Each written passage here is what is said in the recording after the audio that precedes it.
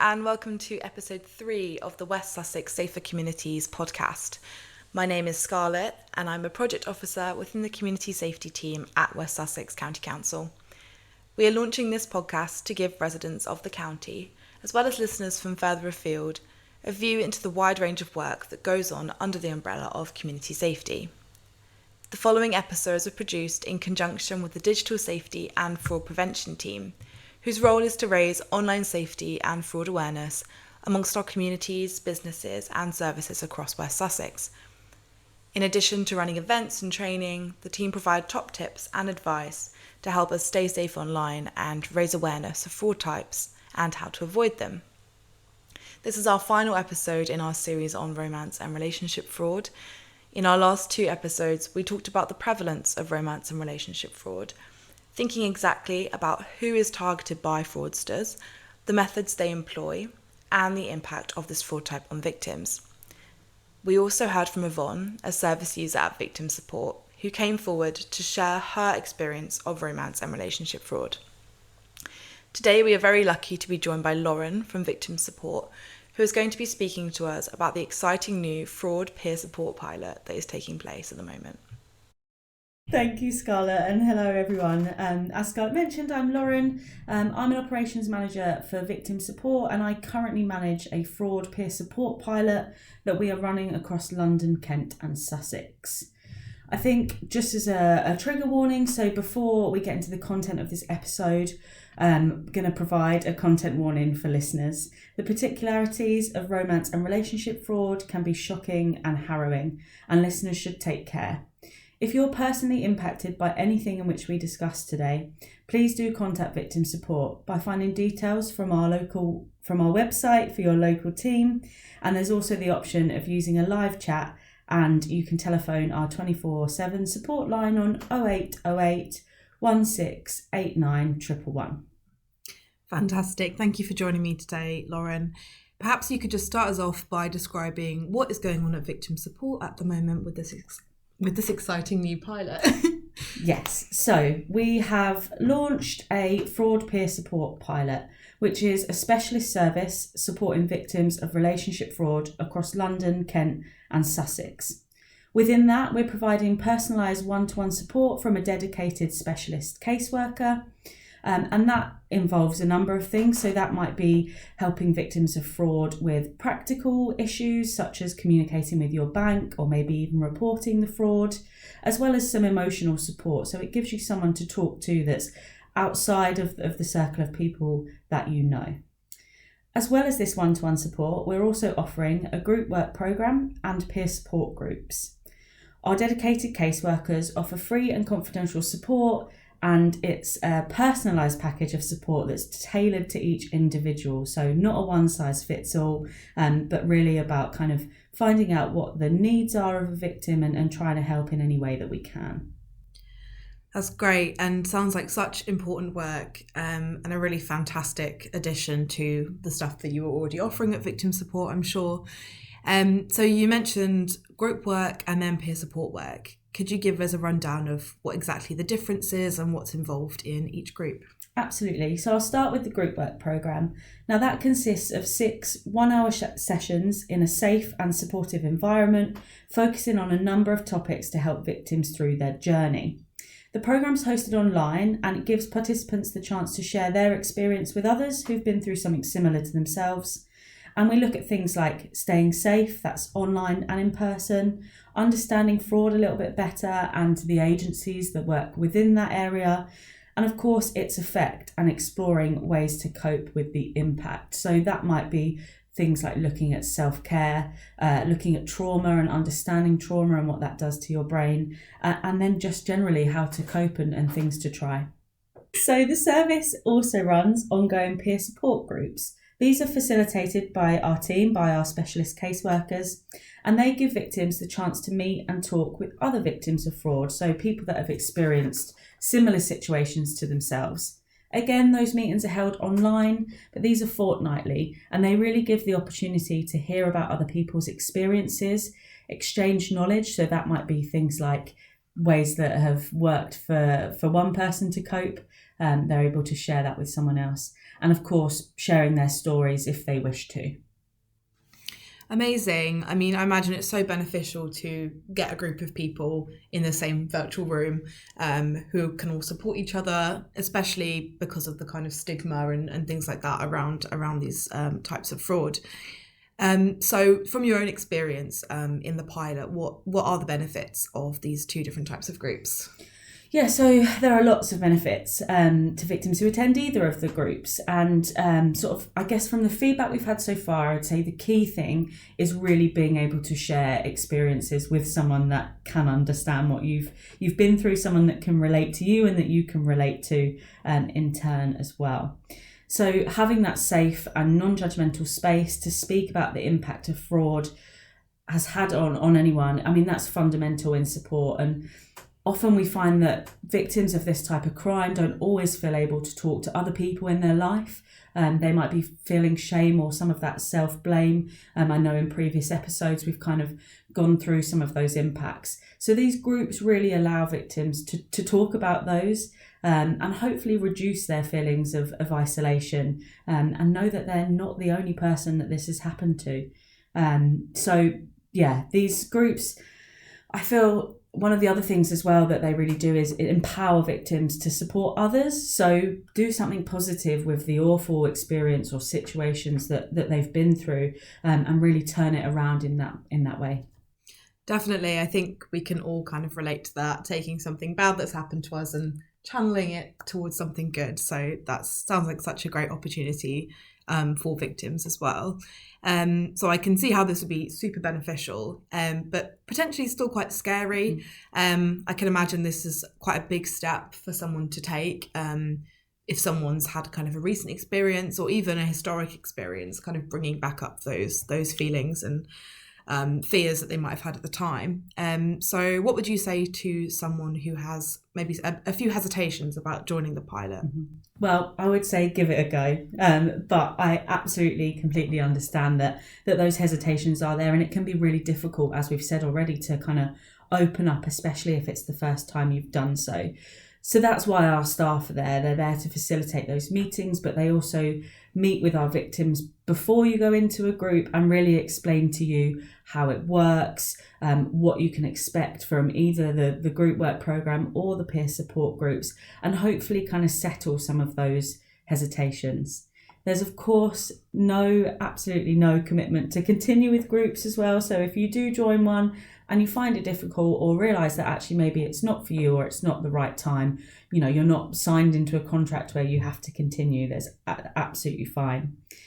We have a group agreement that we go through with everyone that's joining, so we do that individually, and we also revisit that at the start of every session. And that outlines that the group is confidential and that our facilitators will ensure that everyone is treated with respect and gets the chance to speak, as well as some other rules that we ask everyone to follow. I think the other thing to say is that personal information is really important to us, and we ask that isn't shared during meetings. Victims can have the chance to join a group under a different name if they feel more comfortable that way. So there are lots of kind of options and ways that we hope to alleviate some of the scariness that comes with this. I did also just want to include a little bit of feedback from one of our group work participants. After one of the sessions they attended, they said that it helped them to recognise how resilient they have been through their life's difficulties. Life is all about choices we make and how to come to terms with the outcome. Forgiveness and compassion for ourselves is the only way to move forward. I loved this session. So that's really nice, just a piece of feedback, as I said, from one of our participants who really enjoyed one of our group work sessions and spoke there about the sort of benefits again for themselves, and hopefully being able to share that, again, some of those hesitations that people might have, that might alleviate some of that. Yeah, what a lovely bit of feedback, and such a good mandate, I imagine, as well for the rest of the pilot. And I'm sure kind of you're hearing feedback from people as well, and that's kind of changing how you're approaching everything, and just so great to be part of a kind of dynamic piece of work as well. But it sounds like it's already kind of doing some great work and going to be really beneficial to victims. Another thing that it might be worth considering as well, that I'm sure you have as the expert that you are, is how this kind of work not only supports victims in the kind of aftermath of fraud, but it also prevents them from becoming repeat victims. So our listeners might be surprised to hear that some of the victims of romance and relationship fraud may actually be targeted by multiple different perpetrators, and they may lose money to multiple different kind of scams. Yeah, that's true. And it's so important that we continue to educate ourselves on the risks, especially as they change and evolve over time. I know in your first podcast episode, there was conversations around kind of AI and things like that are all developing in general. And unfortunately, that runs through into fraud.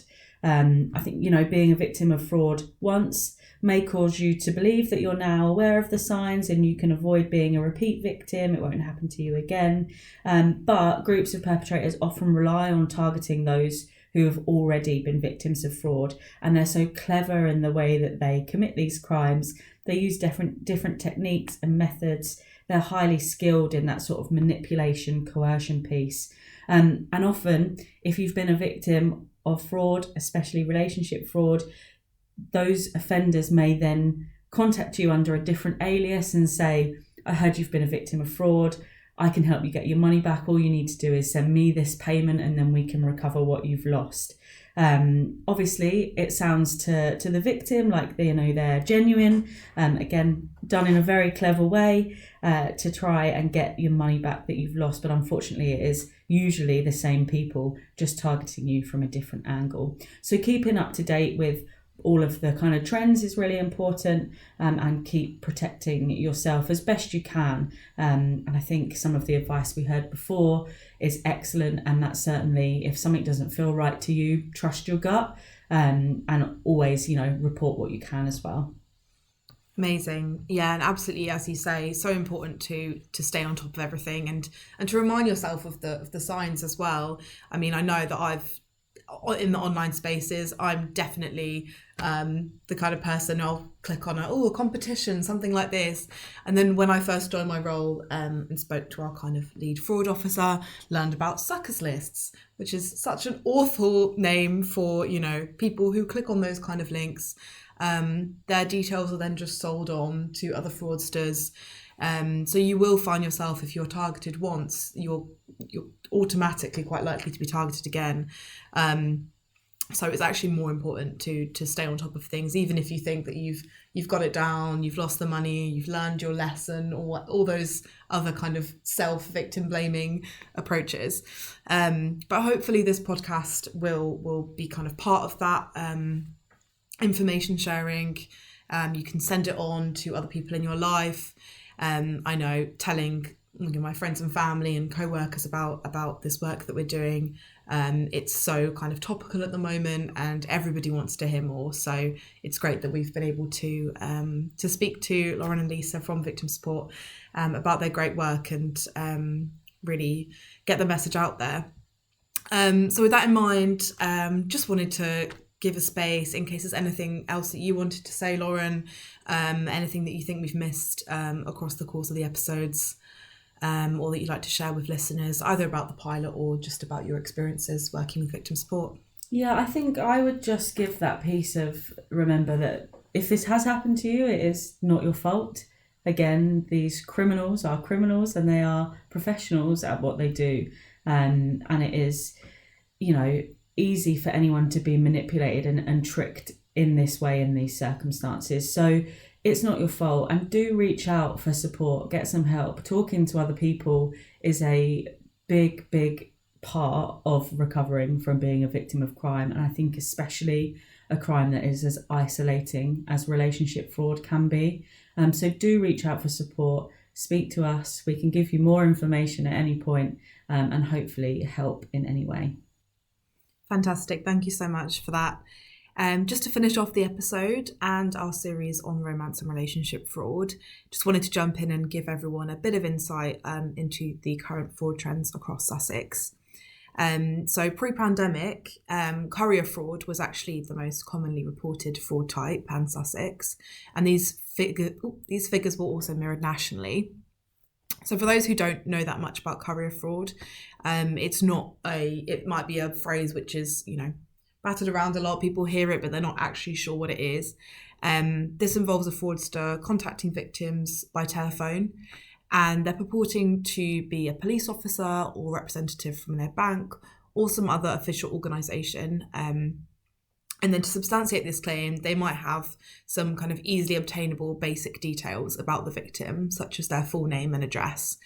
And it will sound like what you would imagine a call from your bank would sound like, although banks are doing much better now on their kind of online banking platforms, making sure to say, we will never call you and ask you to use money, that kind of thing. So it's great to see some changes being made in that space.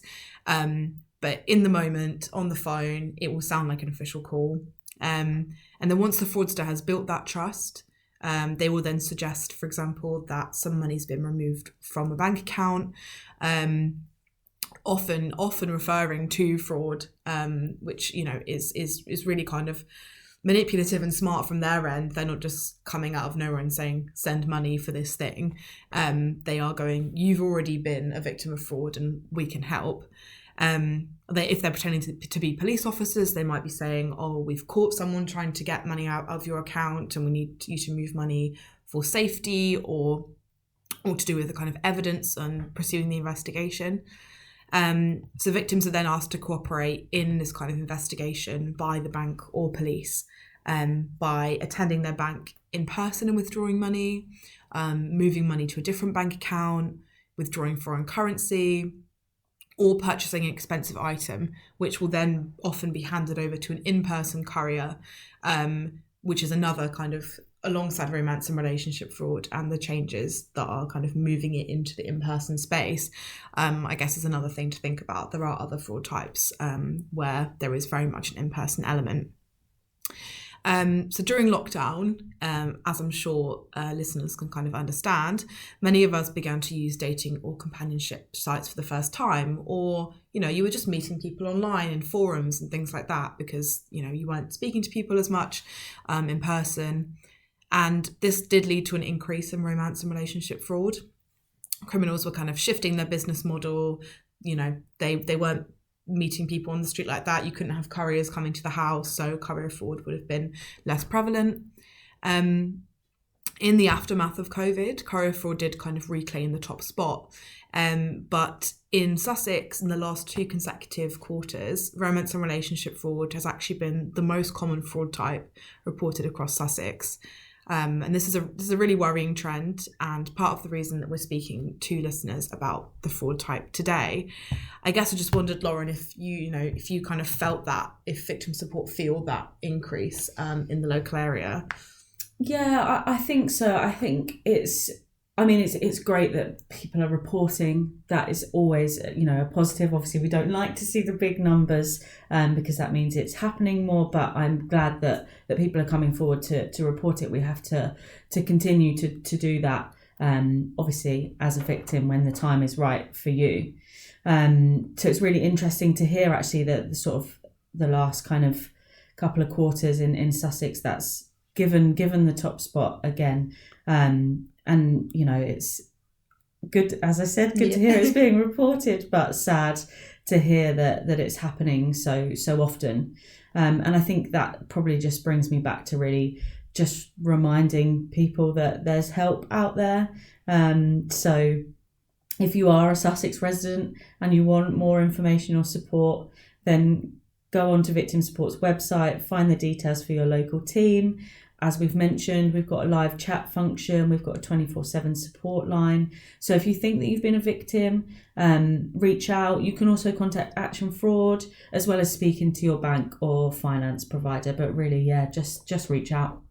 Definitely. And West Sussex County Council are actually also developing their own fraud prevention working group webpage.